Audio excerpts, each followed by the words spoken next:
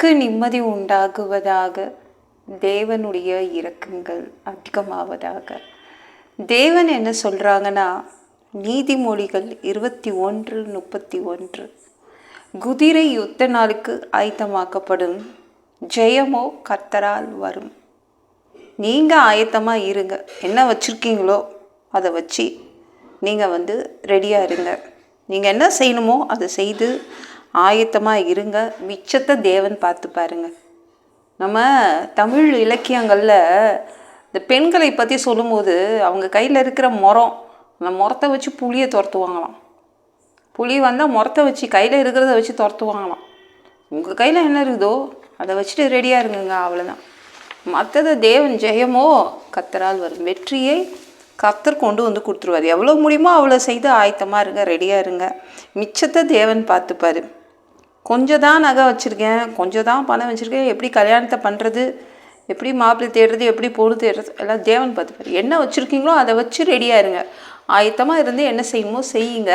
அவர் வந்துடுவார். ஜெயத்தை கொடுக்குறதுக்கு தேவன் வருவார். சரிங்களா? இருக்கிறத வச்சு ரெடியாக இருங்க. தேவன் வெற்றியை கொடுப்பார். இவ்வளோ தான் என்னால் சம்பாதிக்க முடியும், இவ்வளோ தான் என்னால் படிக்க முடியும், தேவன் ஜெயத்தை கொண்டு வந்துடுவார். எப்படியோ கஷ்டப்பட்டு படித்து முடிச்சுட்டேன், தேவன் வேலையை கொடுப்பார்.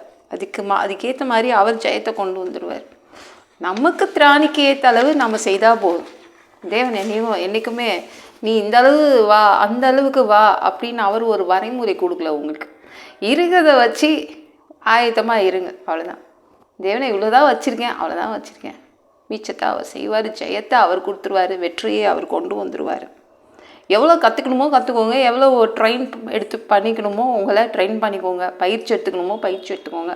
மொத்த வெற்றியெல்லாம் அவர் கொண்டு உங்கள் வீட்டில் கொட்டிடுவார். ஜெயமோ கர்த்தரால் வரும். கிதியோன் அவன் ஒரு விவசாயம் செய்கிறவன் தான். அவனை பார்த்து என்ன தெரியுமா சொன்னார்?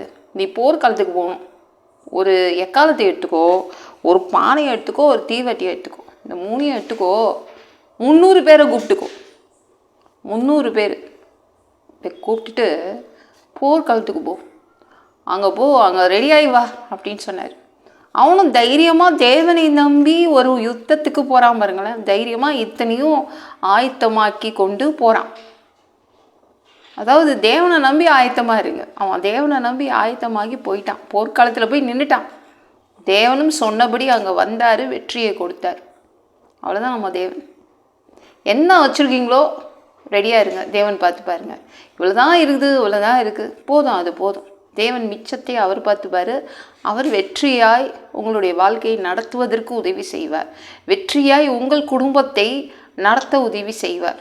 ஐயோ என் பிள்ளைங்களுக்கு இது செய்ய முடியலையா, அது செய்ய முடியலையே, என் குடும்பத்துக்கு இது செய்ய முடியலையா, அது செய்ய முடியலையெல்லாம் கவலைப்படுறீங்களே, தேவன் கொண்டு வருவாருங்க.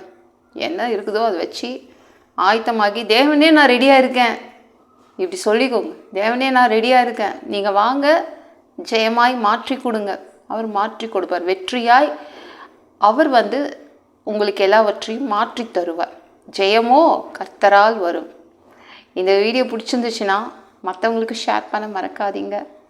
கர்த்தர் தாமே உங்களை ஆசீர்வதிப்பாராக. ஜெபம் பண்ணலாமா? அன்பு பிதாவே, உங்கள் பிள்ளைங்க உங்கள் பாதத்தில் வந்திருக்காங்கப்பா. சாமி இரக்கம் செய்யுங்க, இறங்குங்கப்பா. உங்கள் பிள்ளைங்கக்கிட்ட இருக்கிறது கொஞ்சம் தான், அதில் வச்சு ரெடியாக இருக்காங்கப்பா. அதை வச்சு ஆயத்தமாகி ரெடியாக இருக்காங்க. வெற்றிக்காக அவங்க காத்துட்ருக்காங்க.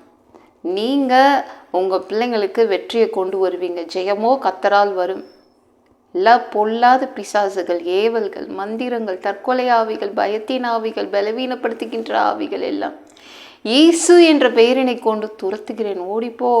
உங்கள் பிள்ளைங்களை இரத்த கோட்டைக்குள் மறைச்சிக்கோங்க. சுத்த ஆவியால் நிரப்புங்க. ஞானஸ்நானம் எடுக்கணும். ரட்சிப்பீராக. இயேசுவின் காயப்பட்ட தழும்புகளால் எல்லா வியாதிகளும், எல்லா பலவீனங்களும், கேன்சர் போன்ற வியாதிகளும் சரியாகுவதாக. பரம்பரை வியாதிகள் சரியாக்குவதாக. மனிதனாக பிறந்தா ஜீவ புஸ்தகத்தில் பேர் இருக்கணும். அப்படி இல்லைன்னா அந்த மனிதனை பிடிச்சி நரகத்தில் தள்ளிடுவீங்க. தீ எரிக்கிற இடத்துல எப்படி போய் வாழ்கிறது? பரலோகத்துக்கு வரத்துக்கு ஆசைப்படுறோம். எங்களை அடித்து உதச்சி திருத்திட்டு பரலோகத்தில் கொண்டு விட்டுருங்கப்பா. கழுவுப்படாத பாவங்கள் எங்ககிட்ட இருந்துச்சுன்னா நல்லா கழுவி, உங்கள் ரத்தத்தை கொண்டு கழுவி தயவுசெய்து எங்களை கொண்டு பரலோகத்துக்கே விட்டுடுங்க. எந்த ஒரு இமை பொழுது நீங்கள் வருவீங்கன்னு இயேசுவை வணங்கி வணங்கி காத்துட்ருக்கோம். பரிசுத்தமாக வாழ்ந்து வாழ்ந்து காத்துட்ருக்கோம். அந்த ஒரு இமை பொழுதில் உங்களுக்கு ஒப்பான ஒரு உடம்பு எங்களுக்கு கொடுக்கப்படும். அதை பெற்றுக்கொண்டு மத்திய வானத்தில் உங்களை சந்திக்க வருவோம். அந்த தருணத்தை இழந்துடக்கூடாது.